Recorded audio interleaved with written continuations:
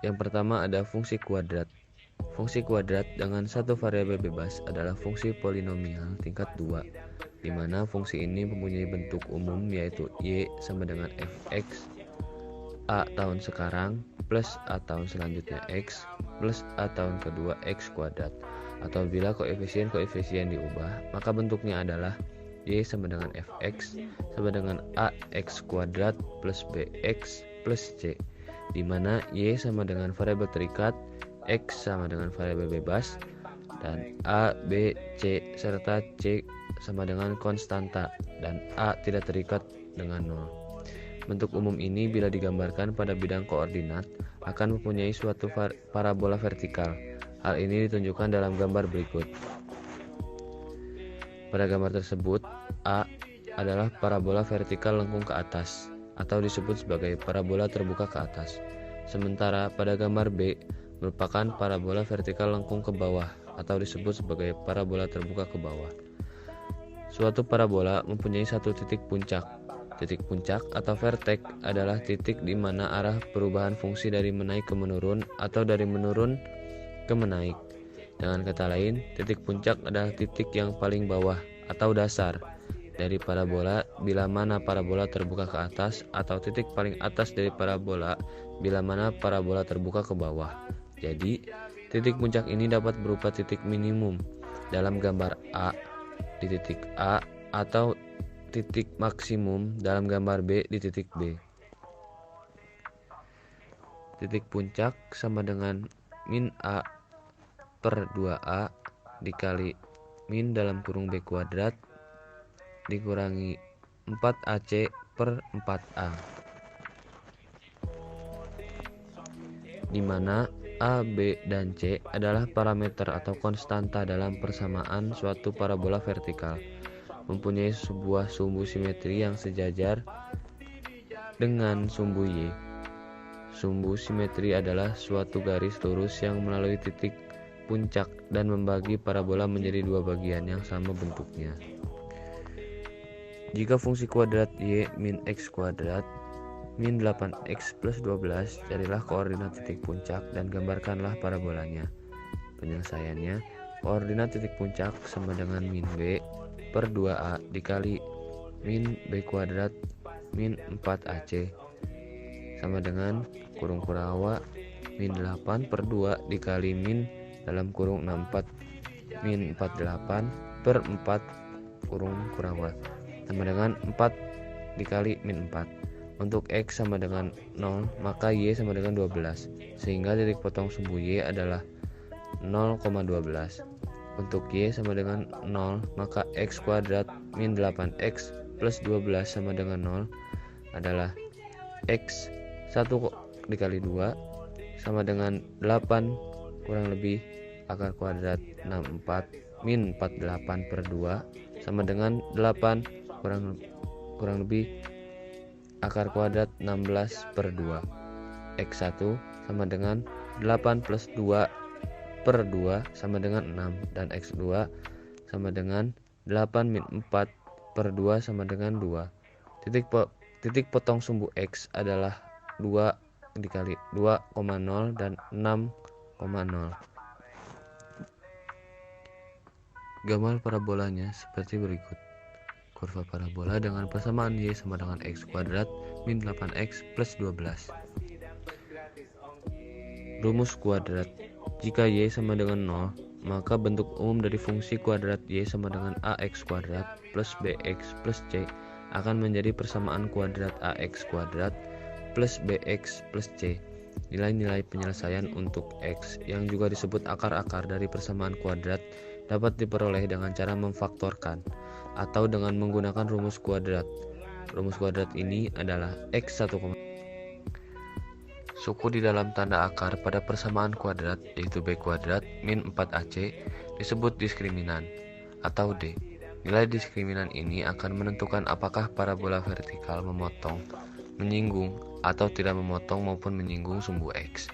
Jika nilai b kuadrat min 4ac adalah negatif, maka tidak terdapat titik potong dengan sumbu x. Jika nilai b kuadrat min 4ac adalah positif, maka terdapat dua titik potong dengan sumbu x. Jadi, Rumus kuadrat ini hanya digunakan bila nilai b kuadrat min 4ac positif, atau sama dengan macam-macam parabola. Tanpa melihat gambar parabola, titik maksimum dan titik minimum dapat ditentukan dengan melihat nilai dari parameter A dan nilai dari diskriminan D. Berikut ini terdapat 6 kemungkinan bentuk parabola. 1. Jika A lebih besar daripada 0 dan D lebih besar daripada 0, maka parabola akan terbuka ke atas dan memotong sumbu X di dua titik yang berlainan.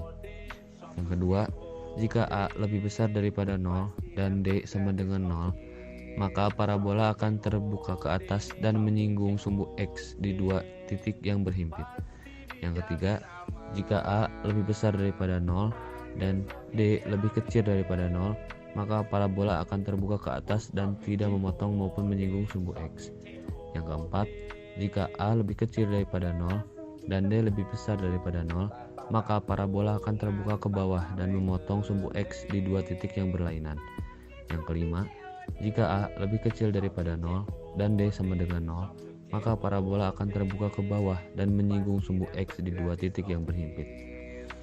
Yang keenam, jika A lebih kecil daripada 0 dan D lebih kecil daripada 0, maka parabola akan terbuka ke bawah dan tidak memotong maupun menyinggung sumbu X. Jadi, nilai dari parameter A menentukan apakah parabola terbuka ke atas atau ke bawah, sedangkan nilai diskriminan D menyatakan apakah parabola memotong, menyinggung, atau tidak memotong maupun menyinggung sumbu X. Keenam bentuk parabola ini dapat dilihat pada slide berikutnya.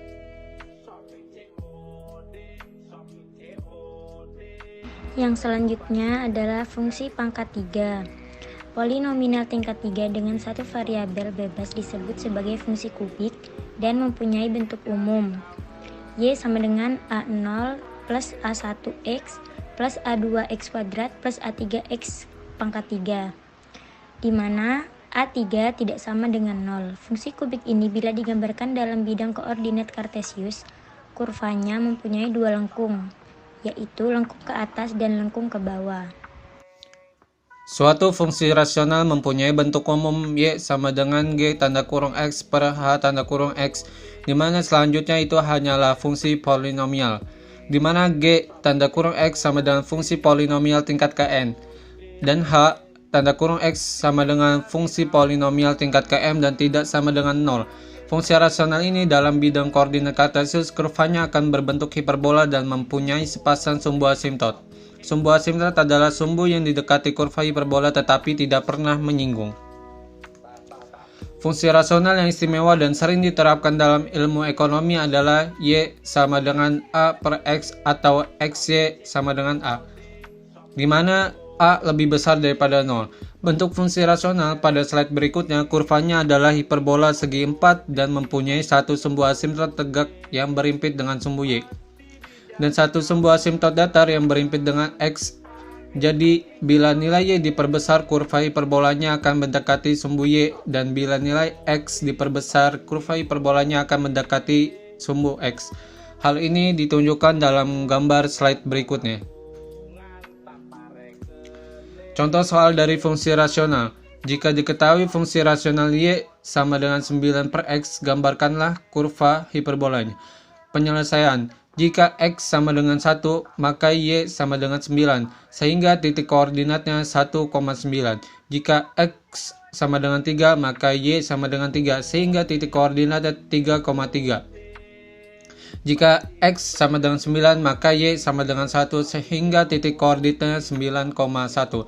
Dan inilah kurva hiperbola, ini dapat dilihat pada gambar di bawah ini.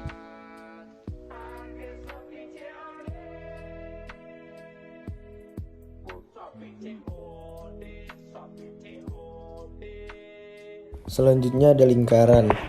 Secara geometri, suatu lingkaran didefinisikan sebagai tempat kedudukan titik-titik pada suatu bidang yang mempunyai jarak tertentu dari suatu titik yang disebut pusat.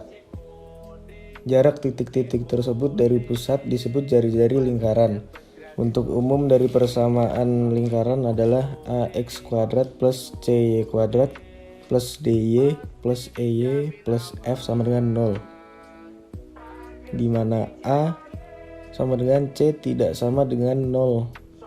A dan C mempunyai tanda yang sama. Persamaan lingkaran 7 kali 10 ini dapat diubah ke dalam bentuk standar persamaan lingkaran menjadi X min H kuadrat plus Y min K kuadrat sama dengan R kuadrat, di mana HK sama dengan pusat lingkaran, R sama dengan jari-jari lingkaran. Berikut adalah lingkaran dengan titik pusat HK. Jika titik pusat lingkaran berimpit dengan titik asal 0, 0 atau H sama dengan 0, K sama dengan 0 serta jari-jari R, maka persamaan lingkaran dapat ditulis menjadi X kuadrat plus Y kuadrat sama dengan R kuadrat. Gambar dari bentuk persamaan 7 kali 12 ini tampak pada gambar slide berikutnya.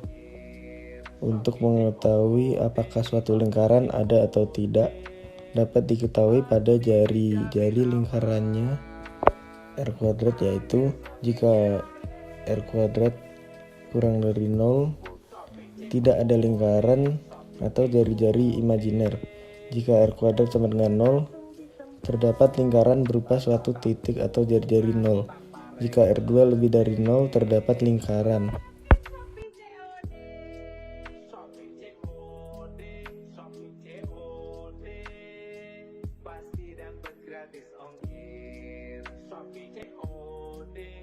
Selanjutnya yaitu elips. Secara geometri, elips didefinisikan sebagai tempat kedudukan titik-titik dalam bidang yang jumlah jarak dari dua titiknya konstan. Suatu elips mempunyai dua sumbu simetri yang saling tegak lurus. Sumbu yang panjang disebut sumbu utama dan sumbu pendek disebut sumbu minor. Titik potong sumbu-sumbu tersebut adalah titik pusat elips. Bentuk umum dari persamaan elips adalah AX kuadrat plus CY kuadrat plus DY plus EY plus P sama dengan 0, di mana A tidak sama dengan C. A dan C mempunyai tanda yang sama. Bentuk umum elips ini dapat diubah ke dalam bentuk standar elips menjadi X min H kuadrat per A kuadrat plus Y min K kuadrat per B kuadrat sama dengan 1, di mana HK adalah pusat elips dan sumbu utama sejajar dengan sumbu X apabila A lebih dari B, dan sumbu utama sejajar dengan sumbu Y apabila A kurang dari B.